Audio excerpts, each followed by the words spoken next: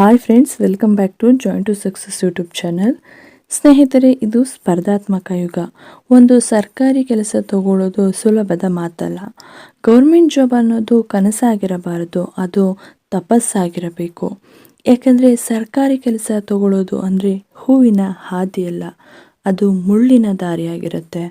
ನಾನು ಯಾಕೆ ಈ ಮಾತನ್ನು ಹೇಳ್ತಿದ್ದೀನಿ ಅಂದರೆ, ಇತ್ತೀಚಿನ ದಿನಗಳಲ್ಲಿ ಸರ್ಕಾರಿ ಕೆಲಸಕ್ಕೆ ಅಷ್ಟು ವ್ಯಾಲ್ಯೂ ಇದೆ, ಅಷ್ಟೇ ಕಾಂಪಿಟೇಷನ್ ಕೂಡ ಇದೆ.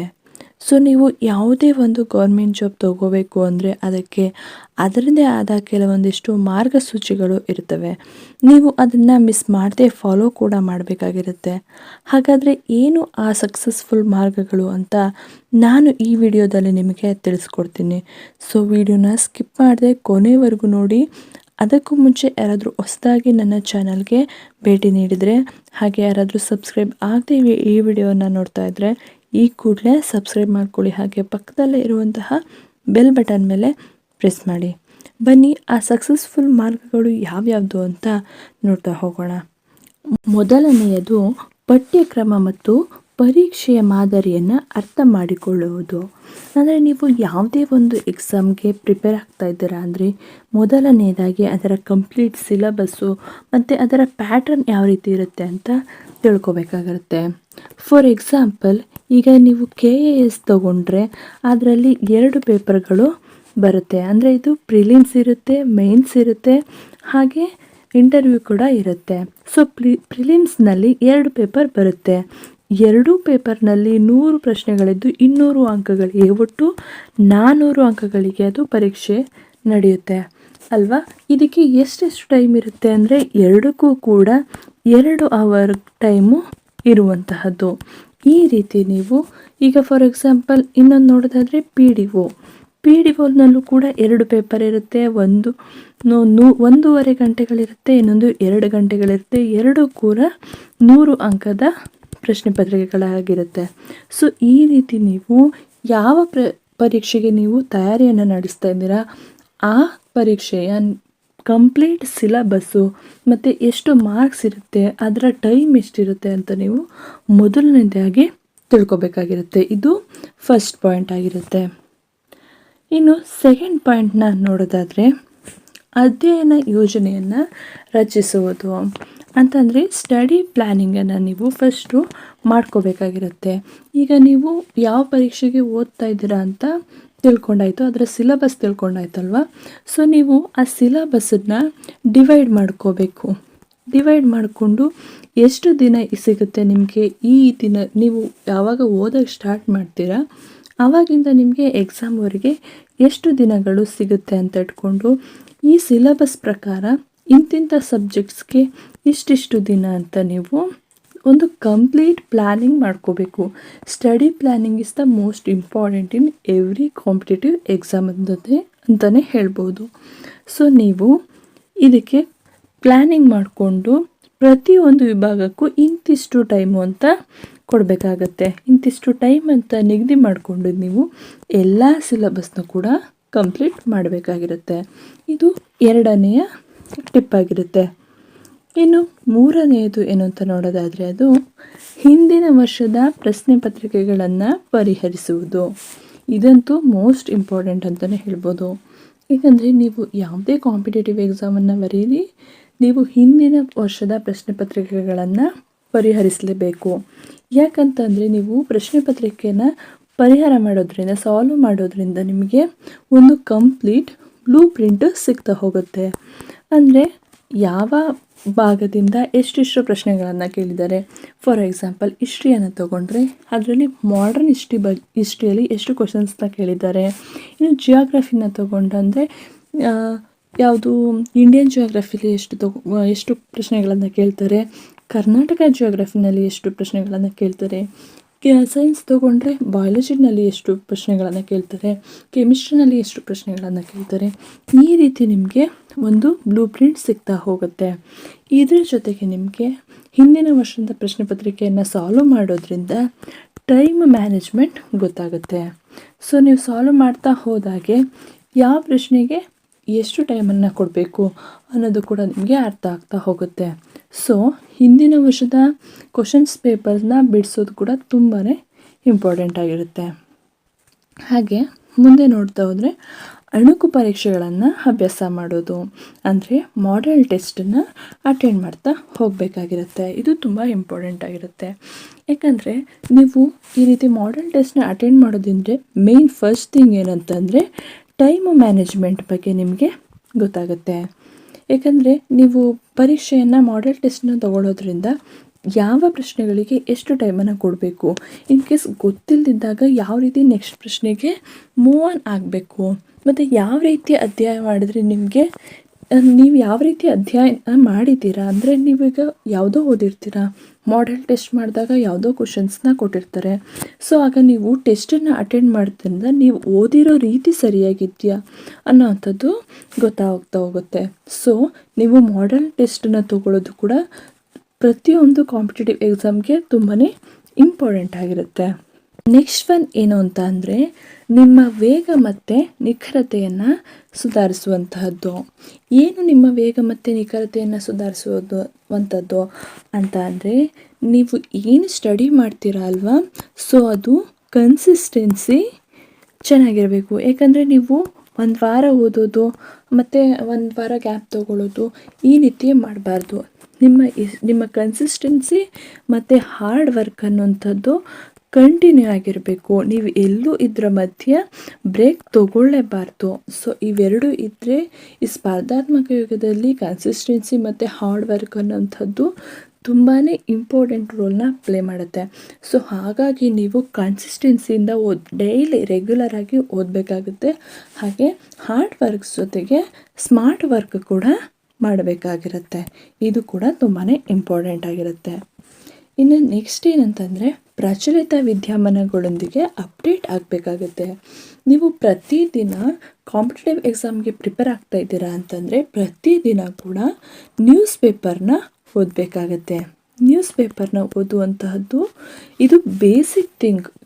ಯಾವುದೇ ಒಬ್ಬ ಸ್ಪರ್ಧಾತ್ಮಕ ಅಭ್ಯರ್ಥಿಗಳಿಗೆ ನ್ಯೂಸ್ ಪೇಪರ್ ಓದುವಂತಹದ್ದು ಮೊದಲನೇ ಹ್ಯಾಬಿಟ್ ಆಗಿರಬೇಕು. ತದನಂತರ ನೀವು ಪ್ರಚಲಿತ ವಿದ್ಯಮಾನಗಳೊಂದಿಗೆ ಅಪ್ಡೇಟ್ ಆಗ್ತಾನೆ ಇರಬೇಕು. ಏನೇನು ನಡೀತಾ ಇದೆ ನಿಮಗೆ ಈಗ ನಿಮ್ಮ ಏರಿಯಾಗಳಲ್ಲಾಗಿರ್ಬೋದು ಅಥವಾ ಕರ್ನಾಟಕ ರಾಜ್ಯದಲ್ಲಾಗಿರ್ಬೋದು, ಭಾರತದಲ್ಲಿ ಮೇನ್ ಥಿಂಗ್ಸ್ ಏನೇನು ಆಗ್ತಿದೆ ಅನ್ನೋಂಥದ್ದೆಲ್ಲ ನಿಮಗೆ ಗೊತ್ತಾಗ್ತಾ ಇರಬೇಕು. ಸೊ ಆದ್ದರಿಂದ ನೀವು ನ್ಯೂಸ್ ಪೇಪರ್ನ ಓದೋದು, ನ್ಯೂಸ್ ಚಾನಲ್ಗಳನ್ನು ನೋಡುವಂತಹದ್ದು, ಜೊತೆಗೆ ಯಾವುದಾದ್ರೂ ಒಂದು ಮ್ಯಾಗ್ಝಿನ್ನ ನೀವು ರೆಫರ್ ಮಾಡಬೇಕು. ಮಂತ್ಲಿ ಯಾವುದಾದ್ರೂ ಒಂದು ಮ್ಯಾಗ್ಝಿನ್ನ ರೆಫರ್ ಮಾಡ್ಬೋದು. ಈಗ ಎಷ್ಟೊಂದು ಮ್ಯಾಗ್ಝಿನ್ಸ್ ಚೆನ್ನಾಗಿ ಬರ್ತಾ ಇದೆ. ಫಾರ್ ಎಕ್ಸಾಂಪಲ್ ಸ್ಪರ್ಧಾ ವಿಜೇತ, ಸ್ಪರ್ಧಾ ಸ್ಫೂರ್ತಿ, ಜ್ಞಾನ ಸಾಧನ, ಯೋಜನಾ, ಸ್ಮಾರ್ಟ್ ಸ್ಟಡಿ ಸರ್ಕಲ್, ಈ ರೀತಿ ಕೆಲವೊಂದಿಷ್ಟು ಇಂಪಾರ್ಟೆಂಟ್ ಮ್ಯಾಗ್ಝಿನ್ಸ್ಗಳಿದೆ. ತುಂಬ ಚೆನ್ನಾಗಿ ಕೂಡ ಇರುತ್ತೆ. ಅವುಗಳ ಇಂಥದ್ದೇ ಅಂತಲ್ಲ, ಯಾವುದಾದ್ರೂ ಒಂದು ಮ್ಯಾಗ್ಝಿನ್ನ ನೀವು ಮಿಸ್ ಮಾಡ್ದೇನೆ ಪ್ರತಿ ತಿಂಗಳು ಓದ್ತಾ ಬರಬೇಕು. ಅವುಗಳ ಜೊತೆಗೆ ಸಾಕಷ್ಟು ನಿಮಗೆ ಯೂಟ್ಯೂಬಲ್ಲಿ ಕೂಡ ಆನ್ಲೈನ್ ಸೋರ್ಸಸ್ಸಲ್ಲಿ ನಿಮಗೆ ಪ್ರಚಲಿತ ವಿದ್ಯಮಾನಗಳು ಅಂದರೆ ಕರೆಂಟ್ ಅಫೇರ್ಸ್ ಬಗ್ಗೆ ಮಾಹಿತಿಗಳು ಸಿಗ್ತಾ ಹೋಗುತ್ತೆ. ನೀವು ಅದನ್ನು ಕೂಡ ರೆಫರ್ ಮಾಡ್ತಾ ಹೋಗಿ. ಸೊ ಪ್ರತಿಯೊಬ್ಬ ಸ್ಪರ್ಧಾರ್ಥಿನೂ ಕೂಡ ಪ್ರಚಲಿತ ವಿದ್ಯಮಾನಗಳೊಂದಿಗೆ ಅಪ್ಡೇಟ್ ಆಗ್ತಾನೆ ಇರಬೇಕು. ಅಂದರೆ ಈಗ ಏನೇನು ನಡೀತಿದೆ ಇತ್ತೀಚಿನ ದಿನಗಳಲ್ಲಿ ಅನ್ನುವಂಥದ್ದು ತುಂಬಾ ಇಂಪಾರ್ಟೆಂಟ್. ಇನ್ ಕೇಸ್ ನಿಮಗೆ ಈ ತಕ್ಷಣಕ್ಕೆ ಎಕ್ಸಾಮ್ ಇದೆ, ನಿಮ್ಗೆ ಯಾವುದಾದ್ರೂ ಎಕ್ಸಾಮ್ ಇವಾಗ ಸದ್ಯಕ್ಕೆ ಇದೆ ಅಂದರೆ ಹಿಂದಿನ ಕಂಪ್ಲೀಟ್ 1 ವರ್ಷದ ಕರೆಂಟ್ ಅಫೇರ್ ನೀವು ಓದ್ಕೊಂಡು ಹೋಗಲೇಬೇಕಾಗಿರುತ್ತೆ. ಸೊ ಯಾವುದೇ KE ಆಗಿರ್ಬೋದು, KPSC ಅವರಾಗಿರ್ಬೋದು, ಕರೆಂಟ್ ಅಫೇರ್ಸ್ ಅಂತ ಬಂದಾಗ ಹಿಂದಿನ 1 ವರ್ಷದ ಕರೆಂಟ್ ಅಫೇರ್ನೆಲ್ಲ ಕೇಳ್ತಾರೆ. ಸೊ ಹಾಗಾಗಿ ನೀವು ಹಿಂದಿನ 1 ವರ್ಷದ ಜೊತೆಗೆ ಈಗ ಪ್ರಚಲಿತ ಅಂದರೆ ಕರೆಂಟ್ ಸಿಚುವೇಷನಲ್ಲಿ ಏನೇನಾಗ್ತಿದೆ ಎಲ್ಲನೂ ಕೂಡ ನೀವು ತಿಳ್ಕೊತಾ ಹೋಗಬೇಕು. ಮತ್ತು ಮುಂದಿನ ಟಿಪ್ಪು ಅಥವಾ ಮುಂದಿನ ಮಾರ್ಗಸೂಚಿ ಏನು ಅಂತ ನೋಡೋದಾದರೆ, ದುರ್ಬಲ ಪ್ರದೇಶಗಳ ಮೇಲೆ ನೀವು ಅತಿ ಹೆಚ್ಚು ಫೋಕಸ್ ಮಾಡಬೇಕಾಗಿರುತ್ತೆ. ಏನಿದು ದುರ್ಬಲ ಪ್ರದೇಶಗಳು ಅಂದರೆ ನಿಮ್ಮ ವೀಕ್ ಏರಿಯಾಸ್ ಅಂತ ಇರುತ್ತೆ. ಎಲ್ಲ ವಿದ್ಯಾರ್ಥಿಗಳು ಕೂಡ ಎಲ್ಲ ಸಬ್ಜೆಕ್ಟ್ಸಲ್ಲೂ ಪರ್ಫೆಕ್ಟ್ ಆಗಿರ್ತಾರೆ ಅಂತ ನಾವು ಹೇಳೋಕ್ಕಾಗಲ್ಲ. ಕೆಲವೊಬ್ಬರಿಗೆ ವೀಕ್ ಸಬ್ಜೆಕ್ಟ್ಸ್ ಅಂತ ಇದ್ದೇ ಇರುತ್ತೆ. ಫಾರ್ ಎಕ್ಸಾಂಪಲ್ ಆರ್ಟ್ಸ್ ವಿದ್ಯಾರ್ಥಿಗಳಿಗೆ ಸೈನ್ಸ್ ಕಷ್ಟ ಆಗ್ಬೋದು, ಸೈನ್ಸ್ ವಿದ್ಯಾರ್ಥಿಗಳಿಗೆ ಹಿಸ್ಟ್ರಿ ಕಷ್ಟ ಆಗ್ಬೋದು. ಈ ರೀತಿ ಬಂದಾಗ ಕೆಲವೊಬ್ಬರಿಗೆ ವೀಕ್ ಏರಿಯಾ ಅಂತ ಇದ್ದೇ ಇರುತ್ತೆ. ಸೊ ನೀವು ಆಗ ಏನು ಮಾಡಬೇಕು ಅಂತಂದರೆ, ನೀವು ಯಾವುದರಲ್ಲಿ ವೀಕ್ ಅಂತ ಇರ್ತೀರ ಅದನ್ನು ಹೆಚ್ಚಾಗಿ ಕಾನ್ಸಂಟ್ರೇಟ್ ಮಾಡಬೇಕಾಗಿರುತ್ತೆ. ಅರ್ಥ ಆಯಿತು ಅನ್ಕೋತೀನಿ. ನೀವು ಯಾವುದು ವೀಕು, ನಿಮಗೆ ಯಾವುದು ಗೊತ್ತಿಲ್ಲ ಅಂತ ಅನ್ಕೋತೀರ ಅದಕ್ಕೆ ಹೆಚ್ಚು ಟೈಮ್ನ ಕೊಟ್ಟು ನೀವು ಓದುತ್ತಾ ಹೋಗಬೇಕು. ಅದ್ರ ಬಗ್ಗೆ ಹೆಚ್ಚು ಹೆಚ್ಚು ತಿಳ್ಕೊಳ್ತಾ ಹೋಗಬೇಕು. ಆಗ ನಿಮಗೆ ಅದ್ರ ಬಗ್ಗೆ ಈಸಿ ಆಗುತ್ತೆ. ಆ ವಿಷಯಗಳ ಬಗ್ಗೆ ನೀವು ತಿಳ್ಕೊತಾ ಹೋಗ್ತೀರಾ. ಸೊ ನೀವು ಯಾವ ಏರಿಯಾದಲ್ಲಿ ವೀಕ್ ಇದ್ದೀರಾ ಅನಿಸುತ್ತೆ ಆ ಸಬ್ಜೆಕ್ಟ್ಗೆ ಹೆಚ್ಚು ಸಮಯ ಮತ್ತು ಗಮನವನ್ನು ಕೊಡಬೇಕು. ನೆಕ್ಸ್ಟ್ ಏನು ಅಂತಂದರೆ ಅಧ್ಯಯನ ಸಾಮಗ್ರಿಗಳನ್ನು ಬಳಸುವಂತಹದ್ದು, ಅಂದರೆ ಸ್ಟಡಿ ಮೆಟೀರಿಯಲ್ಗಳು. ನಾವು ಈಗಾಗಲೇ ಸಿಲಬಸ್ಸನ್ನು ನೋಡಿರ್ತೀವಿ. ಸೊ ಸಿಲಬಸ್ಗೆ ತಕ್ಕಂತೆ ನಮ್ಮ ಯಾವ ಬುಕ್ಸ್ನ ಕಲೆಕ್ಟ್ ಮಾಡ್ತೀವಿ ಆ ಬುಕ್ನಲ್ಲಿ ಎಲ್ಲ ಸಿಲಬಸ್ಸು ಕವರ್ ಆಗುತ್ತಾ ಅಂತ ನೋಡ್ಕೋಬೇಕಾಗತ್ತೆ. ಅದನ್ನು ನೋಡಿಕೊಂಡು ನಾವು ಸ್ಟಡಿ ಮೆಟೀರಿಯಲ್ಗಳನ್ನು ಕಲೆಕ್ಟ್ ಮಾಡಬೇಕಾಗತ್ತೆ. ಸೊ ಆದಷ್ಟು ಬುಕ್ಸ್ಗಳನ್ನು ರೆಫರ್ ಮಾಡೋದ್ರಿಂದ ನಿಮಗೆ ಅತಿ ಹೆಚ್ಚು ನೆನಪುಳಿಯುತ್ತೆ. ಅದರ ಜೊತೆಗೆ ಇತ್ತೀಚೆಗೆ ಅಪ್ಡೇಟ್ ಆಗ್ತಾ ಹೋದ ಹಾಗೆ ಆನ್ಲೈನ್ ಸೋರ್ಸಸ್ ನಿಮಗೆ ತುಂಬಾ ಸಿಗ್ತಾ ಹೋಗುತ್ತೆ. ಅವುಗಳಲ್ಲಿ ಕೂಡ ಇಂಪಾರ್ಟೆಂಟ್ ನಿಮಗೆ ಬೇಕಾಗಿರುವಂತಹ ಎಲ್ಲ ವಿಷಯಗಳು ಸಿಗ್ತಾ ಹೋಗುತ್ತೆ. ಸೊ ನೀವು ಐದರ್ ಬುಕ್ಸ್ನಾದರೂ ಯೂಸ್ ಮಾಡಿ ಅಥವಾ ಆನ್ಲೈನ್ ಕ್ಲಾಸಸ್ನಾದರೂ ನೋಡಿ. ಸೊ ಈ ಫೈನಲಿ ಏನಂತ ಅಂದರೆ ಸ್ಟಡಿ ಮೆಟೀರಿಯಲ್ ತುಂಬಾ ಇಂಪಾರ್ಟೆಂಟ್ ಆಗಿರುತ್ತೆ ಯಾವುದೇ ಕಾಂಪಿಟೇಟಿವ್ ಎಕ್ಸಾಮ್ಗೂ ಕೂಡ. ನೆಕ್ಸ್ಟ್ ಏನು ಅಂತ ಅಂದರೆ ಶಾಂತವಾಗಿರಿ ಮತ್ತು ಆತ್ಮವಿಶ್ವಾಸದಿಂದಿರಿ. ಪರೀಕ್ಷೆ ಅಂದರೆ ಭಯ ಅಥವಾ ಆತಂಕ ಅನ್ನುವಂತಹದ್ದು ಸರ್ವೇ ಸಾಮಾನ್ಯ. ನೀವು ಇದಕ್ಕೆ ಹೆದರಬಾರ್ದು, ಹೆಚ್ಚು ತಲೆ ಕೆಡಿಸ್ಕೋಬಾರ್ದು. ನಿಮ್ಮ ಪರಿಶ್ರಮ ಹಾಗೂ ನಿಮ್ಮ ಆತ್ಮವಿಶ್ವಾಸದ ಮೇಲೆ ನಿಮಗೆ ಬಲವಾದ ನಂಬಿಕೆ ಇದ್ದರೆ ಎಂಥದೇ ಪರೀಕ್ಷೆ ಆದರೂ ಕೂಡ ನೀವು ಎದುರಿಸಬಹುದಾಗಿರುತ್ತೆ. ಸೊ ಆತ್ಮವಿಶ್ವಾಸ ಹಾಗೆ ನಂಬಿಕೆಯಿಂದ ಮುಂದೆ ಸಾಗಿ, ಶಾಂತವಾಗಿರಿ, ಪಾಸಿಟಿವ್ ಆಗಿರಿ. ಹಾಗೆ ಮುಂದಿನದು ಏನಂತಂದರೆ ನಿಮ್ಮ ಆರೋಗ್ಯವನ್ನು ನೋಡ್ಕೊಳ್ಳಿ. ಪರೀಕ್ಷೆ ಸಮಯದಲ್ಲಿ ಆರೋಗ್ಯ ತುಂಬಾ ಮುಖ್ಯ ಆಗಿರುತ್ತೆ.